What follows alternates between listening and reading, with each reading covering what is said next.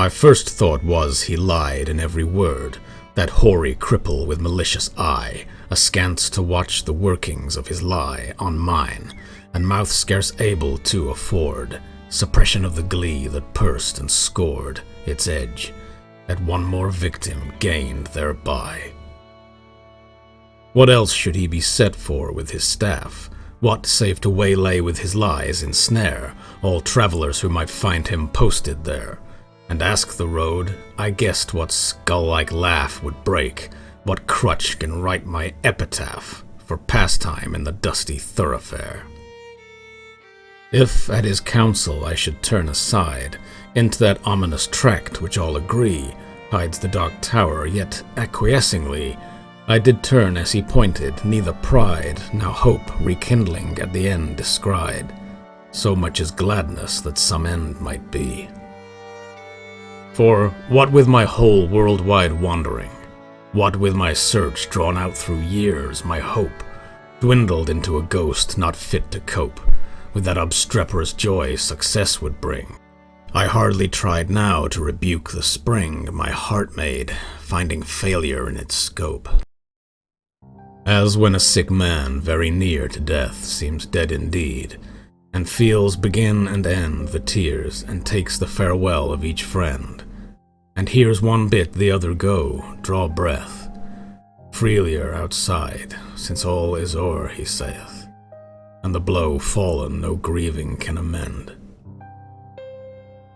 When some discuss if near the other graves be room enough for this, and when a day suits best for carrying the corpse away, with care about the banners, scarves, and staves, and still the man hears all and only craves, he may not shame such tender love and stay.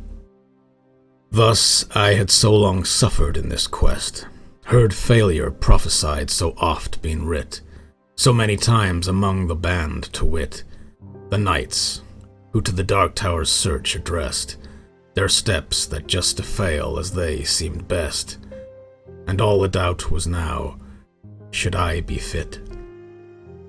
So quiet as despair I turned from him, that hateful cripple, out of his highway, into the path he pointed all the day, had been a dreary one at best, and dim, was settling to its close, yet shot one grim, red leer, to see the plain catch its estray.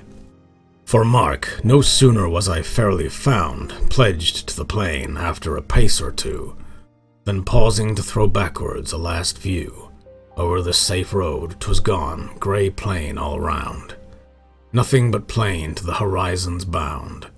I might go on, naught else remained to do. So on I went. I think I never saw such starved ignoble nature, nothing throve, for flowers as well expect a cedar grove, but cockle, spurge according to their law, might propagate their kind with none to awe. You'd think a burr had been a treasure trove. No. Penury, inertness, grimace, in some strange sort were the land's portion. See, or shut your eyes, said nature peevishly. Yet nothing skills, I cannot help my case. 'Tis the last judgment's fire must cure this place, calcine its clods and set my prisoners free. If there pushed any ragged thistle stalk, above its mates the head was chopped, the bents were jealous else. What made those holes and rents? In the dock's harsh swarth leaves, bruised as to bulk, all hope of greenness. 'Tis a brute must walk, pashing their life out with a brute's intents. As for the grass, it grew as scant as hair, in leprosy. Thin dry blades pricked the mud, which underneath looked kneaded up with blood. One stiff blind horse, his every bone a stare, stood stupefied, however he came there, thrust out past service from the devil's stud. Alive? He might be dead for aught I knew, with that red gaunt and colloped neck a-strain, and shut eyes underneath the rusty mane. Seldom went such grotesqueness with such woe. I never saw a brute I hated so. He must be wicked to deserve such pain. I shut my eyes and turned them on my heart. As a man calls for wine before he fights, I asked one draught of earlier happier sights. ere fitly I could hope to play my part. Think first, fight afterwards the soldier's art. One taste of the old time sets all to rights. Not it. I fancied Cuthbert's reddening face beneath its garniture of curly gold. Dear fellow, till I almost felt him fold an arm to mine to fix me to the place, the way he used. Alas, one night's disgrace, out went my heart's new fire and left it cold. Giles, then, the soul of honor, there he stands, frank as 10 years ago when knighted first. What honest man should dare, he said, he durst. Good, but the scene shifts. Faugh! What hangman hands, pinned to his breast a parchment, his own bands. Read it, poor traitor, spit upon and cursed. Better this present than a past like that. Back, therefore, to my darkening path again. No sound, no sight as far as eye could strain. Will the night send a howlet or a bat? I asked, when something on that dismal flat came to arrest my thoughts and change their train.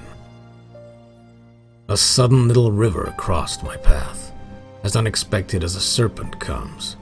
No sluggish tide congenial to the glooms. This, as it frothed by, might have been a bath, for the fiend's glowing hoof to see the wrath of its black eddy bespate with flakes and spumes. So petty yet so spiteful all along, low scrubby alders kneeled down over it, drenched willows flung them headlong in a fit of mute despair, a suicidal throng. The river which had done them all the wrong, whate'er that was, rolled by, deterred no whit.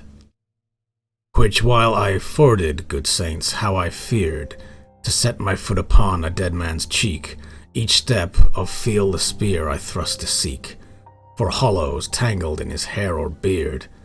It may have been a water rat I speared, but ugh, it sounded like a baby's shriek. Glad was I when I reached the other bank. Now for a better country, vain presage.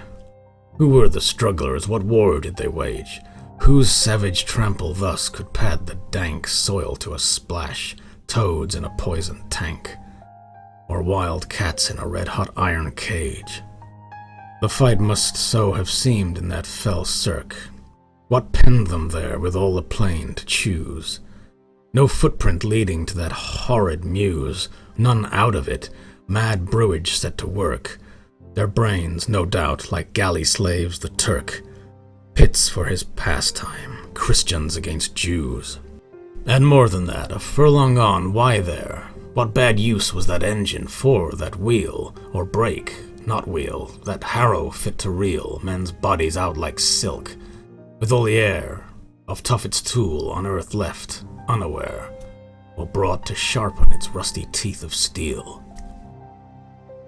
Then came a bit of stubbed ground, once a wood. Next a marsh it would seem, and now mere earth, desperate and done with, so a fool finds mirth, makes a thing and then mars it till his mood changes, and off he goes within a rude bog, clay and rubble, sand and stark black dearth. Now blotches rankling, colored gay and grim. Now patches where some leanness of the soils broke into moss or substances like boils. Then came some palsied oak, a cleft in him, like a distorted mouth that splits its rim, gaping at death and dies while it recoils. And just as far as ever from the end, not in the distance but the evening, not, to point my footstep further at the thought, a great black bird, Apollyon's bosom friend, sailed past, not best his wide wing dragon-penned, that brushed my cap, perchance the guide I sought. For, looking up aware, I somehow grew. Spite of the dusk, the plain had given place, all round to mountains with such name to grace, mere ugly heights and heaps now stolen in view. How thus they had surprised me, solve it you. How to get from them was no clearer case. Yet half I seemed to recognize some trick of mischief happened to me, God knows when. In a bad dream, perhaps, here ended then progress this way, when in the very nick of giving up, one time more came a click, as when a trap shuts, you're inside the den. Burningly it came on me all at once. This was the place. Those two hills on the right, crouched like two bulls, locked horn in fight. While to the left a tall sculped mountain. Dunce. Dotard a-dozing at the very nonce after a life spent training for the sight. What in the midst lay but the tower itself, the round squat turret blind as the fool's heart, built of brown stone without a counterpart in the whole world. The tempest's mocking elf points to the shipman, thus the unseen shelf. He strikes on only when the timbers start. Not sea, because of night perhaps. Why, day came back again for that before it left. The dying sunset kindled through a cleft. The hills like giants at a hunting lay, chin upon hand to see the game at bay.